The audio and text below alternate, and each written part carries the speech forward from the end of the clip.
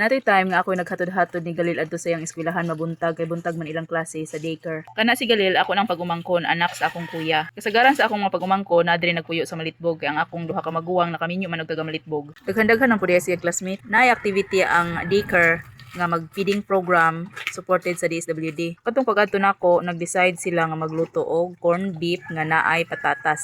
May nalang gani pod kay mga nanay nga willing muluto. Nya nice kaayo ba kay makita nimo ang unity sa mga nanay nga magsabotay sila. Sulod adlaw unsa na pa itong lutuon tapos ag naay kung naga ni laki ilang naon nga kuya ikaw may mukuha og sugnod. Naampoy mohatod didto og bata nga ag mohatod dili nanay pero kasagaran mas daghan jud ang mohatod nga nanay no. Ang tatay napoy mga tatay pero gamay ra sila mo tay nakataas sa sugnod.